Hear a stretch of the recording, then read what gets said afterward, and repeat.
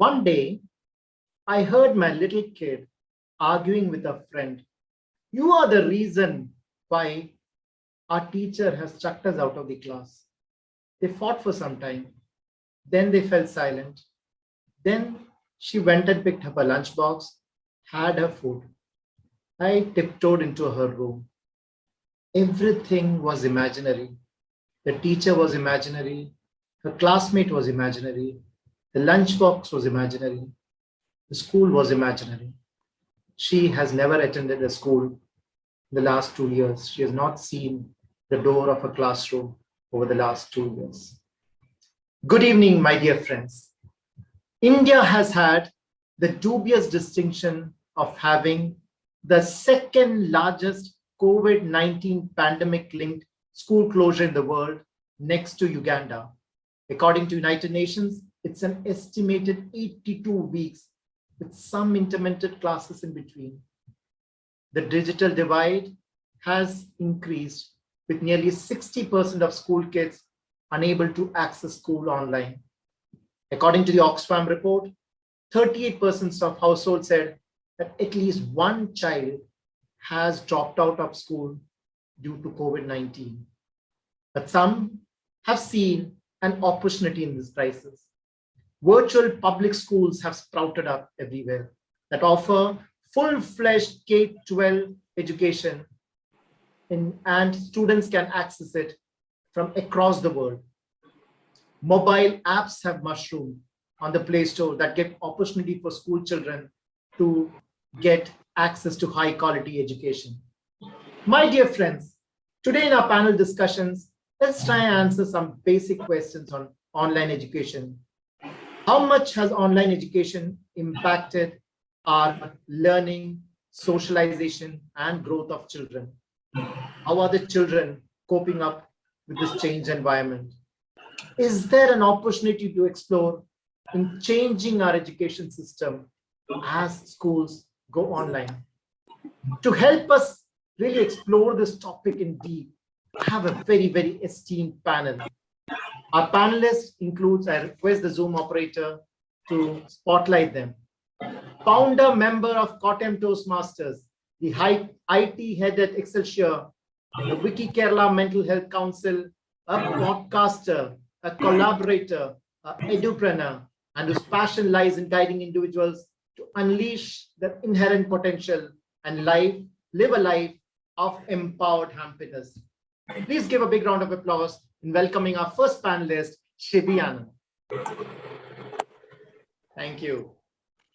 The second panelist who would give us the advantages, the pros of the online education, a colleague and a very dear friend of mine, an integral part of Malayalam Manorama Horizon, an exclusive education portal that promotes smart learning, embedded with supportive real-life examples, which could lead us to better understanding of the concepts, and that too at an affordable pricing. Sebin Pious is a creative, sales-oriented person who has 8 years of experience across a broad range of marketing functions and a varied industry segments. Please welcome Sebin to this panel discussion.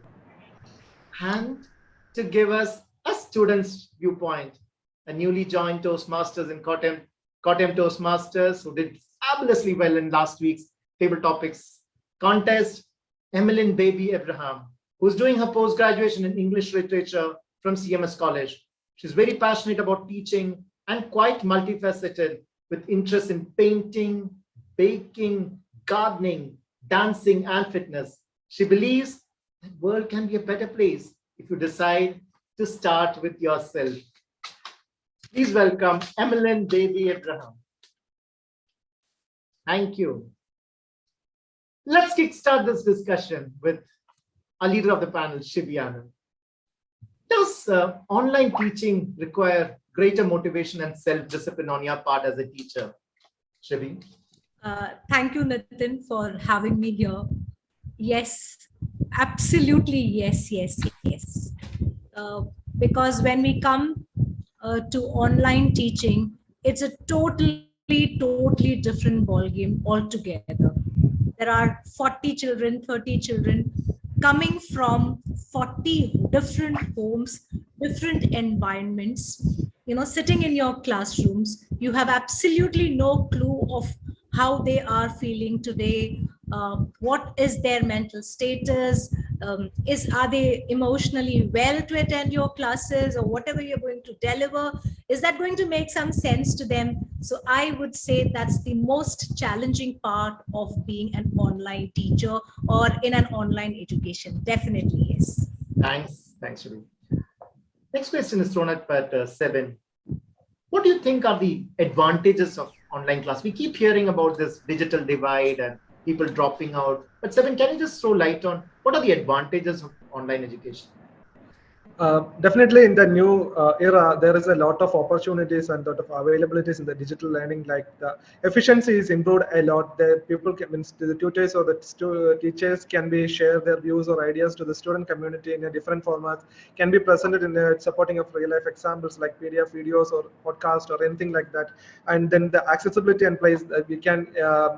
Connect with the teachers in the US or UK or anywhere, any around the globe. Maybe we can connect with the teachers, and students can directly interact with the teachers from eminent personalities, and that accessibility is much more easier, and definitely the cost is also cheaper. We don't need to travel a lot, and we can directly contact the people around the globe in a short time of time.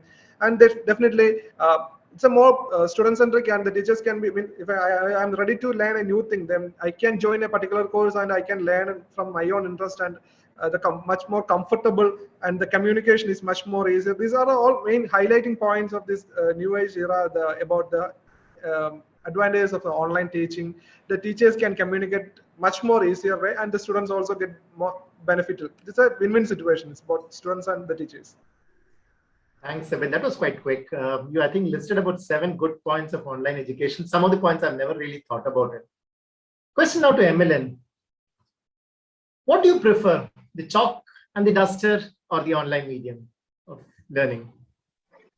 Good evening, all the Toastmasters and guests present in this meeting. So I definitely prefer the blackboard and chalk experience, or the whiteboard and the marker experience, anytime, at any time of the day, over the online experience. Just for the matter of fact, you have this live interaction going on. Rather, you're just not facing this screen in front of you. You really experience, there is this whole experience which I missed for the past 2 years of going back to college. I missed a really good chunk of my education. I'm doing my master's, so the first almost first half of my master's program I missed out. So but going back to class in the recent times really showed or opened my eyes, because I and all of the students had been taking these classes of so much, so like for granted. But I just realized the whole experience of getting to sit with your friends, listening to the lectures right in front of you, imbibing all the values. Because when the teachers, like now, there is this going into an automatic system. When the teachers log into the computer, when you wake up and log into the computer, there is just this whole barrier that comes in, and the teachers just want to finish teaching, even though they try, like the especially the primary school teachers do try to bring in a lot of innovative methods. But for masters and all, you know how the scenario is. So teachers just want to finish off the portions. But talking about all the other aspects, I would say the whole experience of getting to sit in class, going back to college, one thing I noticed was that teachers do share a lot of life experiences in colleges. So that definitely was an eye opener. And yeah, so at any time of the day, it's the chalk and blackboard. Thank you. Wonderful. Thank you. Just to pick up from what Emilin said, in terms of social interaction, Shibi, how do you imbibe that empathy, cooperation, all those social skills that kids learn, in respecting our teachers? How do you imbibe all those skills in an online medium? I think Emilin made my answer a bit more easier. It is very challenging because a teacher-student relationship in an offline setup is much more than the curriculum. Just as she mentioned, there is a very beautiful bond which a teacher-student has when they are in the classroom scenario, which definitely is missing in the online case, where the teacher, most of them, I'm sure, I can see plenty of cameras on and I can see many people here, but then if there is a class of 40 children, there are hardly 2 or 3 or 4 or 5 who would switch on their cameras, and that the teacher has absolutely no clue about whether the child is there, or the child has been just switched on the device and then doing something of his or her own. So it's very difficult as a teacher to establish that relationship, that bond, especially for the younger children, right? Where the older children still have that bond with the teacher prior, but the new ones who are just coming, I know in my school, the children who joined in LKG, 2 years they spent LKG and UKG even without stepping into the school compound. They do not know the concept of school. They do not know the concept of a teacher. They do not know the concept of friends and sharing and fighting and making amends and things like that. So it's very, very difficult in an online situation. It's very limited, I would say. I wouldn't say that it's impossible to build social skills at online, because there are plenty of tools, plenty of support system that is available for teachers to establish these kind of social skills with students. But definitely, I am, just as Emilin said, a chalk and a duster or a chalk and a board teacher. Emilin, this question is for you. In terms of in an online medium, does a student require greater levels of motivation and self-discipline? Because there is more monitoring in the college, but how do you maintain this high level of motivation and self-discipline in online class? That's a really good question, because when it comes to normal classes, you're just present, and you're under in vigilance. Like people have your eyes on you, so you can't be obviously doing other things. But in an online system, where your video is off for some reason, and especially in my class and all, we just very close-knit group of 20 students. That's it for PG. So teachers do not insist us to on our videos or anything. Sometimes the teachers do have their videos off, so there is exactly no idea what is going like on our part. Like there are times when I get bored listening to the lectures and I would just switch on to some other apps. So that happens, and that is quite natural. It is the reality of the online education system. But what I would say is it does definitely require a lot of self-discipline and motivation, as the question mentions, because to wake up in the right time, to join the class, and to actually initiate a conversation. Now, I have a lot of teachers who take the class because after some time, after the initial online system, they did realize that our grades were going down. Students were performing really bad, and that was the reality of our class. And it was like our teachers just happened to mention in the history of CMS College, they never had such a terrible batch, but the students had so much potential. Like all 20 of us have immense potential. All of them got in the merit, like sifted through the 500 students. 20 of them, the first 20, immense potential, but not putting that into use. Now, why does that happen? Because the lack of motivation, you're getting distracted, and you have so many things going on inside of your head, and all this just puts you in such a sulky mood. I mean, when you have doubts, you don't feel like, even I saw a lot of memes wherein teachers would ask you some questions and you do not unmute yourself, and the teacher herself or himself answers the question. So that has what online education has become all about. But the things are changing slowly, because teachers themselves are realizing that this is not really helping them. So a lot of things, but self-discipline and motivation really goes a long way in coping up with the portions and everything. So thank you. I would like to ask Sebin, is this really an opportunity for the education system to be changed? Earlier, it used to be more of rote memorization, people learning, just cramming up for the exams. And now, is there a possibility of more critical thinking coming into education? Is this an opportunity? I'll go to Sebin first, and then I'll come to Shibi, because Shibi is also into IT. Is this an opportunity for the education system to be changed? Yeah, I think definitely, because like Emilin said, the self-driven, it should be self-driven. Maybe we can see a lot of examples in the real-time examples, like the many school students are coming up with the new apps or new websites and new projects and anything. And in the number of startups, it's increased day by day. Then IT industry means like in our country, the IT industry is booming a lot, and a lot of job creation is happening in the IT industry. It's actually, it's not only about the IT. It's already it's IoT thing. Maybe all are into the digital space. No introduction is needed.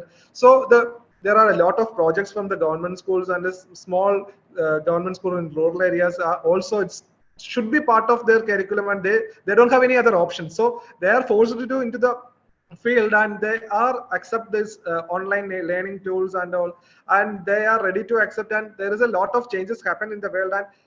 And so rote memorization is definitely in some cases it's required, for example for studying the alphabets or letters or anything, it should be there. But more than that, it's application level of what we learn in the classroom is basically in the earlier times we just learn in the classrooms and just prepare for the exam and write in the exams and that's over. But now day-to-day life is, I mean, we need to incorporate it into our day-to-day lives, and we need to, in teachers also, they try to implement a new way of teaching methods. In the COVID initial times, there nowhere is aware about how to start the conducting classes and all, but now it's all already common and anybody can start, and it's a lot of new startups are coming, a lot of educational startups are coming, even students are coming with the new ideas and all, and the teachers, governments and all. I think it's changed a lot actually.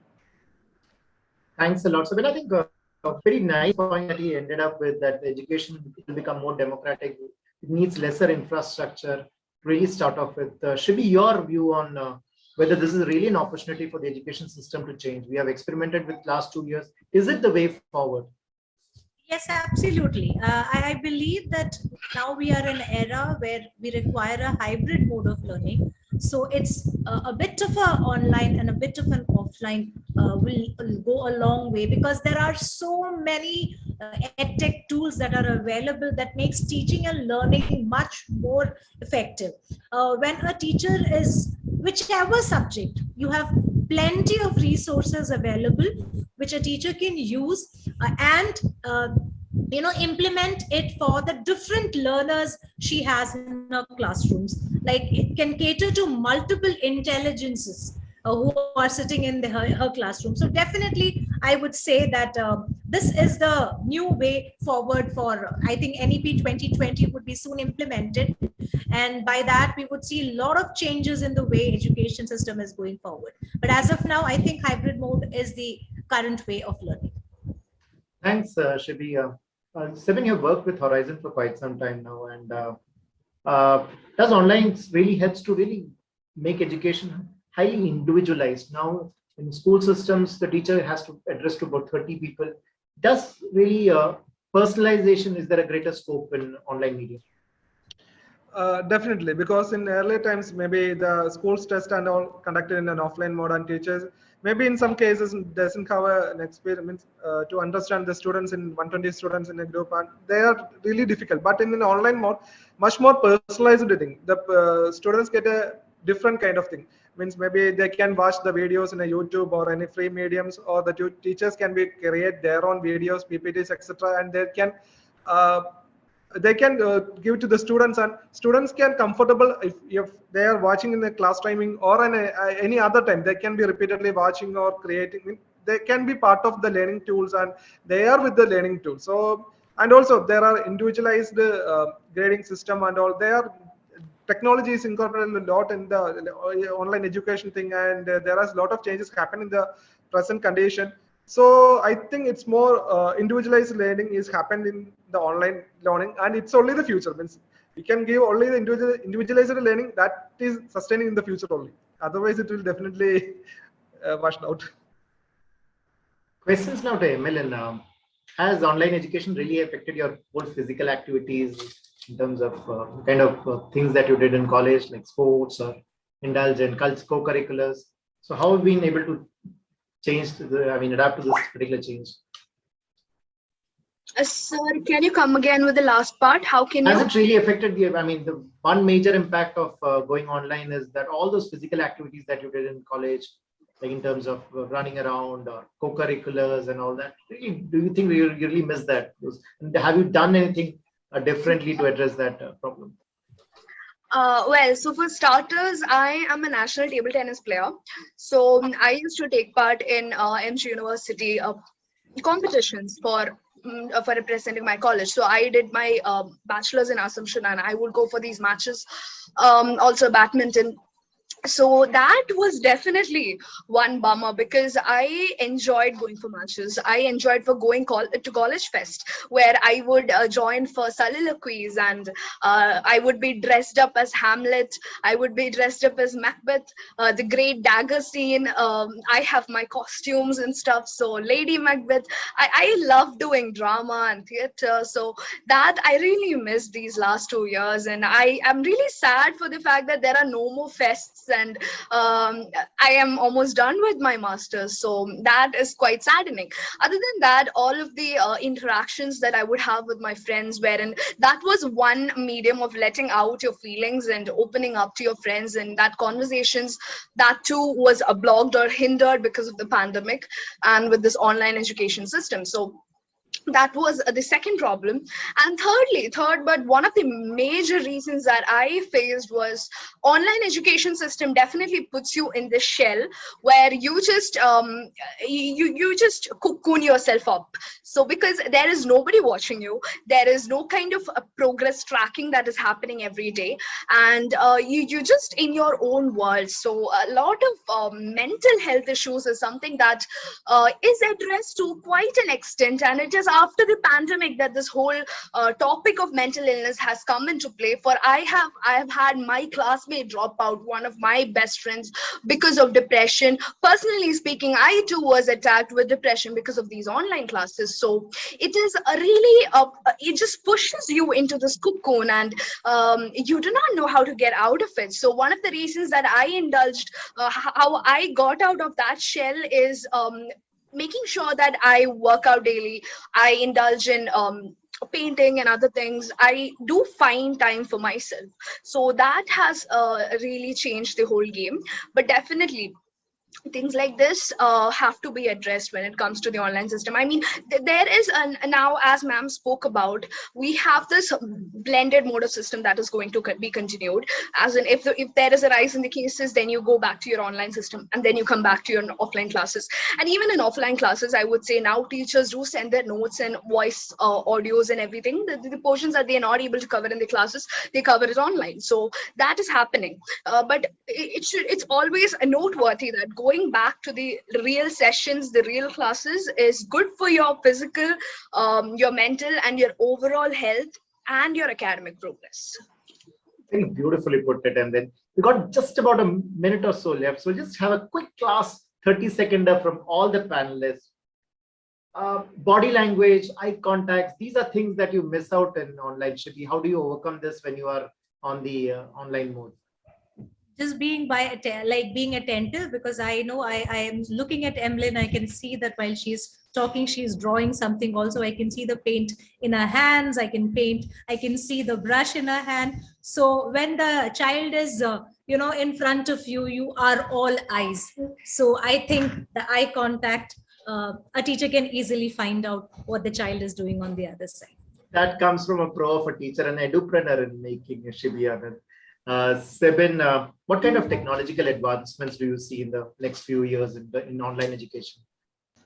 Definitely include much more AI, artificial intelligence part is needed, and about micro learning means we already talked about the individualized training means learning experience. We need to provide the micro level learning. We need to provide. Then the important thing is gamification. Rather than creating a videos or anything like that, we need to much more gamified content. We need to create it and we need to deliver it. Then extended reality, it's a combination of virtual reality and the mixed reality. Then definitely the blockchain thing, that education means important thing. Another important thing that we need to deliver the content which much more learning management system is required. As we already talked about, the means individualized, personalized learning experience we should give, and it's a combination of online and offline mode of thing. Means these are all included in the systematic way, and we need to develop a learning management system to deliver better content and to provide the better learning experience. Thanks a lot, Sebin. And the last question to Emilin. How can teachers teach you more creatively on the online platform?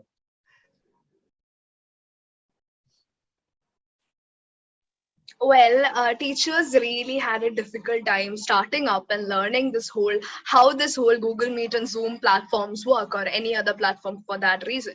So it is really definitely a difficult part on the side of the teachers, and we have to really applaud to them, because in such a short span of time they learned how to use this technological advancement. Because we as teenagers, or we as in our mid 20s, we know how these things work easily, but for them it was a difficult task. Secondly, I would say that teachers can definitely, they play a very major or crucial role in making the whole session effective. I would say more than interesting, the term would be effective, because what's the point of education if the other person, or if the student is not imbibing what is being taught? So they can definitely include a lot of presentations. And one of the things that works for me is that I, as a student, I seek attention. Like, I'm not a backbencher. I am a first bencher, but I'm not a nerd or a geek. And after every session, even till this day, I have my doubts. So after a 1 hour lecture or 2 hours lecture, I would come up with these huge questions, and my friends would give me this staring death stares, because the answer would go on for 15 to 20 minutes. But then I do like interacting, but that really reduced when the things were online, because I did not feel like opening up then. So teachers can initiate conversations, because that is how our classrooms work. They can include presentations. They can definitely ask the students to keep their videos on at all times, not only for kids but also college students. And that is how they can actually, these are the main points how they can make things work better. Because there is limitation, how much ever you talk about the positive side of online learning, there is always this barrier in between you and the teacher. So the teacher can actually bring in these presentations and other interactive tools to make the session more effective and friendly. So thank you. Thanks a lot, Emilin. I sincerely hope by June and you can start off with your table tennis and all your physical activities, co-curriculars. Really have a great time there, whatever time is left in your education in CMS College. We are over time, but can I have one audience question? Anybody in the audience wants to ask any question to the panel? If you can make it quick and crisp. Anybody in the audience wants to ask a question? Really sum up this whole discussion. Anybody in the audience? Yeah. This question is to Shibi ma'am. Shibi ma'am, now we have seen both the good sides and the worst sides of online and offline education. So going ahead, what I feel is that we should make use of this online platform, and the role of the teachers must change from a teaching role to a facilitator role. What is your opinion on this? Yeah, definitely. Definitely a teacher is a facilitator, only a guide, a mentor. The learning happens 80% of the time from the child's side. It's only the 20% that the teacher gives the input.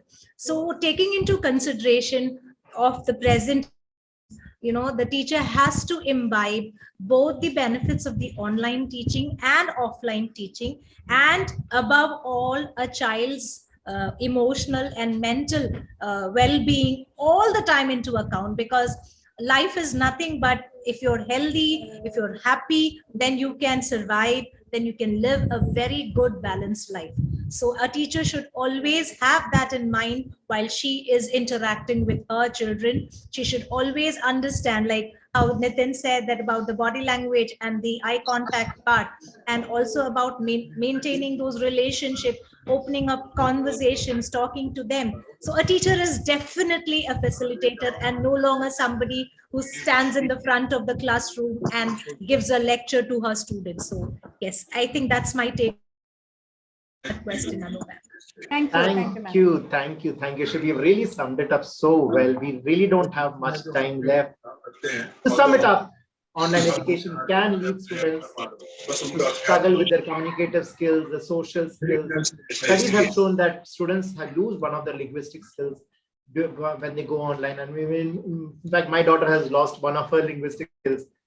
There is no immediate feedback in online. Teachers cannot understand, so the students have understood. There is a digital divide that's been created. Phone and screen addiction is one more issue. But Sebin, Shibi, and Emilin positives also from on online education in terms of virtual schools being starting up. Sebin has shown that mobile apps, artificial intelligence that could be brought into education to really revolutionize the education system. Any student from even the remotest corner can access global teachers and global educations, and online courses can be taken up from homes, add-on courses can be done, and learning can be individualized. It has been a sheer pleasure hosting these three wonderful panelists, getting up different facets of online education, learning the pros and cons of online education.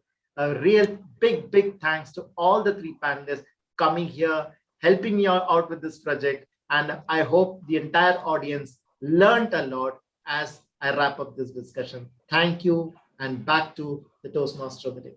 Can the Toastmaster of the day give me the Toastmaster and the timer give me 30 seconds before I go off? Yeah, Shibi, sure. Just don't log off, you can speak. Get back with us. It is, I feel quite proud that I am part of the founder member of the Kottayam Toastmasters.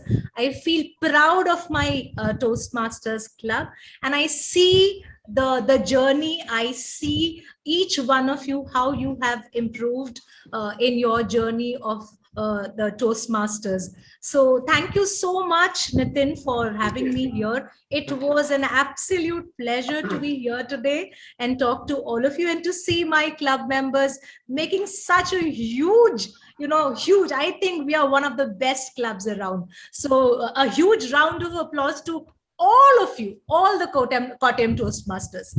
Thank you so much. Thanks a lot, Shibi, and back to Toastmaster of the day, Ajay Apos.